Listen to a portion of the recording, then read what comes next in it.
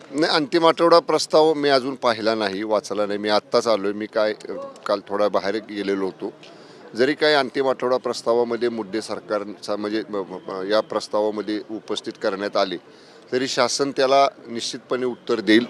ज्या ज्या विभागाशी निगडीत प्रश्न असतील आणि विशेषतः आत्तापर्यंतची ही प्रथा परंपरा आहे की अंतिम आठवडा प्रस्ताव हा बहुतांशी विदर्भातल्या प्रश्नासंदर्भामधले विदर्भातल्या रखडलेल्या प्रकल्पांसंदर्भातले असतात.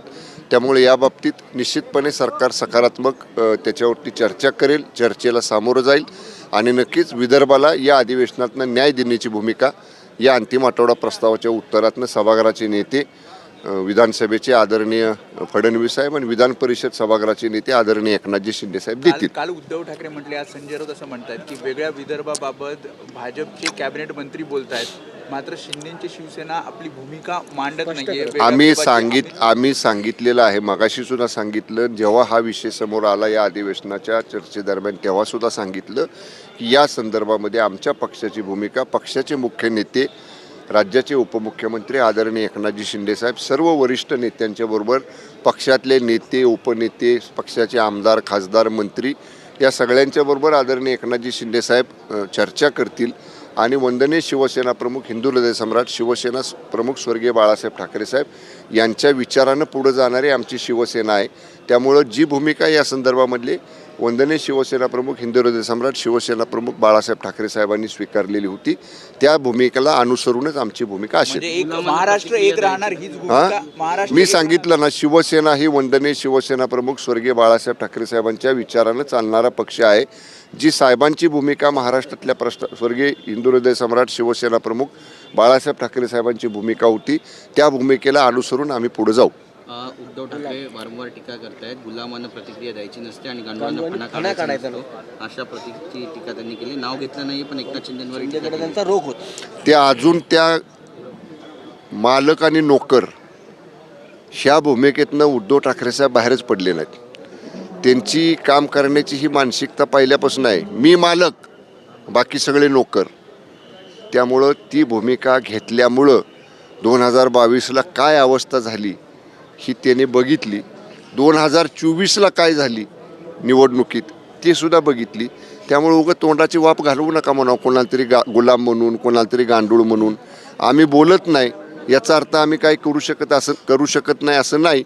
आम्ही बोलतो कमी पण करून दाखवतो. 2 वेळा दाखवलंय, 22ला एकदा दाखवलं, 24ला एकदा दाखवलं. असंच उद्धव ठाकरे साहेब बोलत राहिले तर मग असे वारंवार त्यांना आम्हाला काही ना काहीतरी पुढं कृतीतनं करून दाखवावं लागेल. विरोधी पक्षनेतेपद द्या, अन्यथा उपमुख्यमंत्रीपद रद्द करा. माननीय उद्धव ठाकरे साहेब, मी मागंसुद्धा सांगितलं, एका संविधानिक पदावर, मुख्यमंत्री पदासारख्या जबाबदार संविधानिक पदावर 2 वर्ष त्यांनी काम केलेलं आहे. त्यांच्या मंत्रिमंडळामध्ये सुद्धा उपमुख्यमंत्रीपद होतं. मग ते संविधानिक नव्हतं का? मग तुम्ही कसं काय त्या उपमुख्यमंत्र्यांना तुमच्या मंत्रिमंडळामध्ये काम करू दिलं? आणि उपमुख्यमंत्रीपद हे संविधानिक नाही अशा पद्धतीचा कुठलाही कायदा किंवा अशा पद्धतीचा कुठलाही न्यायालयीन निर्णय आत्तापर्यंत तरी आमच्या पाहण्यात नाही. त्यामुळे त्यांच्या काळात उपमुख्यमंत्रीपद चाललं, ते त्यांच्या उपमुख्यमंत्र्यांच्या मांडीला मांडी लावून बसले आणि आता तेच उपमुख्यमंत्रीपद त्यांना चालत नाही. म्हणजे हे परत एकदा मी सांगतो, लहान मुलांच्या खेळण्यात तू माझं काय घेतलंस तर मी तुझं दुसरं काहीतरी काढून घेणार. लहान मुलं जसं खेळताना भांडतात ना, तसं हा लहान मुलांच्या खेळण्यातल्या भांडण्यातल्या प्रकारासारखा आहे. तुम्हाला आम्हाला विरोधी पक्ष नेतापद नाही तर तुमचं पण आम्ही उपमुख्यमंत्रीपद काढून घेतो. असं लहान मुलांच्या खेळण्यातल्या भांडणासारखं भांडण करून योग्य नाही. जे तुमच्या काळात तुम्हाला चाललं ते आता का चालत नाही त्याचं उत्तर द्या म्हणावं आधी. आमदार हेमंत पाटील त्यांनी गंभीर आरोप केलेला आहे की इथे विधानभवनामध्ये येण्यासाठी 1,500 पासेस विकले जातात, बाजूलाच गडचिरोली आहे, त्यामुळे धोका आहे सगळ्यांना. या बाबतीत नक्कीच दखल माननीय विधानसभा अध्यक्ष महोदय आणि माननीय विधान परिषद सभापती महोदय घेतील. कारण हा सगळा परिसर, याचे कस्टोडियन, याचे प्रमुख हे माननीय पीठासीन अधिकारी साहेब असतात. त्यामुळं मान्य विधानसभा अध्यक्ष महोदय आणि मान्य विधान परिषद सभापती महोदय हे दोघं आदरणीय मंत्री आमदार महोदय हेमंत पाटील साहेबांनी जी काय मुद्दा उपस्थित केलेला आहे त्याच्या बाबतीत हे दोघं योग्य तो निर्णय घेतील. ओके. मलिकांना घेऊन सरकार दुटप्पी भूमिका घेत आहे असे विरोधक आता आरोप करू लागलेले आहेत. राज्यस्तरावरती मलिकांचा पाठिंबा चालतो, मात्र पालिकेमध्ये कुठेतरी नवाब मलिक नको कोण म्हटलं असं? असे विरोधक म्हणू दे ना, मी काय म्हटलं तुम्हाला, विरोधकांचं कामच आहे हो टीका करायचं. नवाब मलिक साहेब ज्या राष्ट्रवादी काँग्रेस पक्षाचे जबाबदार नेते आहेत, पदाधिकारी आहेत, त्यांच्या बाबतीतली भूमिका त्यांचे पक्षप्रमुख, त्यांच्या पक्षाचे प्रमुख ही घेतील आणि जी काय महायुतीमध्ये भूमिका घ्यायची ती महायुती म्हणून आम्ही एकत्र बसून घेऊ. ओके. शिवसेनेची भूमिका होती की नवाब मलिक, त्यांचं म्हणणं आहे की मुंबई महापालिकेचं नेतृत्व हे नवाब मलिक करणार आहे. त्यांच्या पक्षाची भूमिका आहे ना, महायुतीची भूमिका आम्ही एकत्र बसून ठरवू ना.